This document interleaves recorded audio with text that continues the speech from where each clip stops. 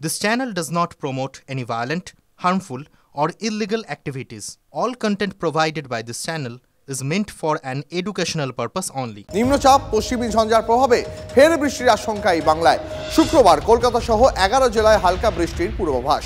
আরো বিস্তারিত জানাবেন সহকর্মী কমলেশ চৌধুরী রয়েছেন আমাদের সঙ্গে। কমলেশ, দেখো, আগেই বলেছিলাম যে এই যে জাকিয়ে শীত চলছে, এই জাকিয়ে শীত তো থাকবে না। শীতের সর্বনাশ বলা যায় পৌষের প্রথম সপ্তাহে। তার কারণ একটা নিম্নচাপ এবং একই সময় একটা পশ্চিমী ঝঞ্ঝাও আছে। ফলে সমুদ্রের দিক থেকে জলীয় বাষ্পপূর্ণ বাতাস কিন্তু তাপমাত্রা 2 থেকে 4 ডিগ্রি বাড়বে। কলকাতার তাপমাত্রা এখনো যেটা 13 ডিগ্রি আশপাশে রয়েছে সেটা বাড়তে বাড়তে 17 ডিগ্রিতে পৌঁছে যেতে পারে। জেলাতেও তাপমাত্রা বাড়বে এবং তার সঙ্গে বৃষ্টির পূর্বাভাস যেটা বলা হয়েছে 20 ডিসেম্বর অর্থাৎ শুক্রবার দিন মেঘলা আকাশ এবং বেশ কিছু জেলায়, বিশেষ করে উত্তরবঙ্গে যদি দেখি দার্জিলিং, কালিম্পং, কলকাতা, এদিকে দক্ষিণবঙ্গে কলকাতা, হাওড়া, হুগলি, উত্তর দক্ষিণ 24 পরগনা, পূর্ব পশ্চিম মেদিনীপুর, ঝাড়গ্রাম এবং পূর্ব বর্ধমান, এই 11টা জেলায় হালকা বৃষ্টি হওয়ার একটা পূর্বাভাস দেওয়া হয়েছে। অর্থাৎ পৌষে বৃষ্টির হয়তো পৌষ মাস হবে, কিন্তু শীতের সর্বনাশ তাপমাত্রা অনেকটাই আগামী কয়েকদিনে বেড়ে যেতে পারে।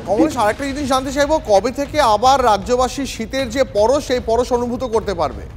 দেখো, এই মুহূর্তের যা পূর্বাভাস, এই নিম্নচাপ যতক্ষণ না পর্যন্ত তামিলনাড়ুতে ভেতরে ঢুকে নিঃশেষ হচ্ছে এবং পশ্চিমী ঝঞ্ঝা সরবে, অর্থাৎ 22-23 তারিখের আগেই, এই আগামী সপ্তাহের শুরু, তার আগেই কিন্তু ঠান্ডা ফেরার সম্ভাবনা খুব একটা দেখা যাচ্ছে না। শুক্রবার বৃষ্টি হবে, ফলে শনি রোববারও আকাশ মেঘলা বা এরকম থাকবে।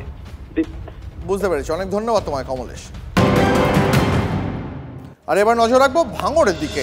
ভাঙড়ে ফের প্রকাশ্যে শাসক কন্দল। 2018-য় 25 লক্ষ টাকা দিয়ে প্রধান হয়েছিলেন, এবার বেশি টাকা দিতে না পারায় টিকিট পাননি। এবার বিস্ফোরক অভিযোগ ভাঙড়ের ভোগালী 2 নম্বর পঞ্চায়েতের প্রাক্তন প্রধান মোদাস্সের হোসেনের। পঞ্চায়েত সমিতির সদস্য আরাবুল ইসলাম এবং তার পুত্র হাকিমুলের বিরুদ্ধেই তার অভিযোগ। 2023-এ পঞ্চায়েত ভোটে টিকিট না পেয়ে কোণঠাসা হয়ে পড়ে মোদাস্সের। শওকত মোল্লার হাত ধরে ফের রাজনীতির ময়দানে কামব্যাক করেন।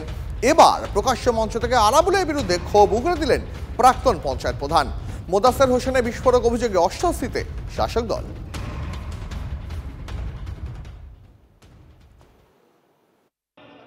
পঞ্চায়েতে দাঁড়া মাল দাও, প্রধান হওয়া মাল দাও, উপপ্রধান হওয়া মাল দাও।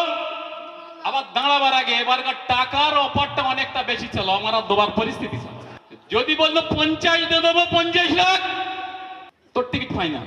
আর যখন 18 সালে 25 লাখ দিচ্ছি, তখন প্রধানটা ঠিক ছিল। নেতৃত্ব দিচ্ছি, 16 বছর পঞ্চায়েত চেল দিচ্ছি, আমার মতন লোকের তুমি মাইনাস করে দিচ্ছ। তোমার টাকার সাথে সম্পর্ক, তোমার লোকের সাথে সম্পর্ক নেই। মালের রফা কম হয়ে গেল। যে তখন ছিল আরাবুল ছিল, আরাবুল আর আরাবুলের ছেলে, ওটা আরাবুল ইসলাম বলতে পারবে, আর মোদাস্সের ভাই যে প্রাক্তন প্রধান ভোগালী সেই বলতে পারবে। এ বিষয়ে no comments.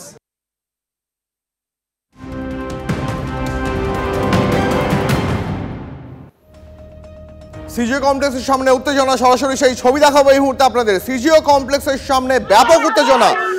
Paschimbanga student front Paschimbanga রাজ্য কমিটির ডাকে সিজিও কমপ্লেক্স অভিযান। আরজি করে জুনিয়র ডাক্তারকে খুন করে ধর্ষণের ঘটনায় সন্দীপ ঘোষ এবং অভিজিৎ মণ্ডলের জামিন হয়ে গিয়েছে। সিবিআই চার্জশিট পেশ করতে না পারায় জামিন হয়ে গেছে। সেই অভিযোগেই সিজিও কমপ্লেক্স অভিযান স্টুডেন্ট ফ্রন্ট পশ্চিমবঙ্গ রাজ্য কমিটির ডাকে। আপনারা দেখতে পাচ্ছেন সেই ছবি এই মুহূর্তে। স্টুডেন্ট ফ্রন্টের সিজিও অভিযানে উত্তেজনা এই মুহূর্তে সিজিও কমপ্লেক্সের সামনে, একদম সরাসরি সেই ছবি দেখতে পাচ্ছেন আপনি এই মুহূর্তে TV9 বাংলায়।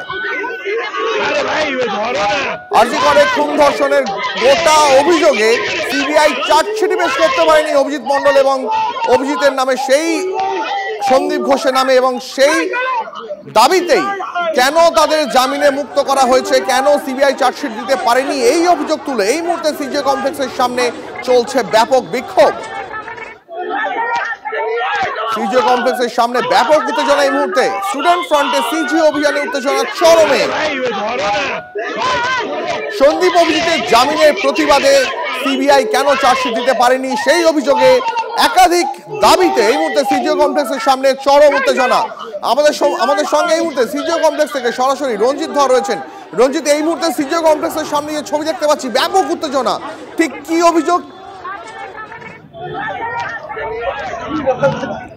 দেখো, তিলোত্তমা খুন এবং ধর্ষণের ঘটনায় যে সিবিআই তাদের অর্থাৎ স্টুডেন্ট ফ্রন্টের রাজ্য পশ্চিমবঙ্গ রাজ্য কমিটির ডাকে তারা কিন্তু সিজিও কমপ্লেক্সে অভিযান চালিয়েছে এবং অভিযানের মূল উদ্দেশ্য হচ্ছে যে তিলোত্তমা খুন এবং ধর্ষণের ঘটনায় সিবিআই যে চার্জশিট পেশ করতে পারেনি, যার ফলে কিন্তু সন্দীপ ঘোষ এবং অভিজিৎ মণ্ডলের জামিন হয় এবং সেই দাবি রেখে তারা কিন্তু সিজিও কমপ্লেক্সে অভিযান করে এবং এই মুহূর্তে দেখতে পাচ্ছ সিজিও কমপ্লেক্সের সামনে নিশ্চিত নিরাপত্তা বলয় ঘেরাটোপে রয়েছে এবং যখন স্টুডেন্ট ফ্রন্টের কর্মীরা ছাত্ররা যখন আসে এখানে পুলিশের সঙ্গে ব্যাপক ধস্তাধস্তি হয়। অবশেষে কিন্তু স্টুডেন্ট ফ্রন্টের যে সকল ছাত্ররা এসেছিল তাদেরকে কিন্তু ইতিমধ্যেই আটক করে নিয়ে যাওয়া হয়েছে বিধাননগর কমিশনারেটের বিভিন্ন থানা, অর্থাৎ উত্তর থানায় এবং পূর্ব থানায় তাদেরকে নিয়ে যাওয়া হয়েছে।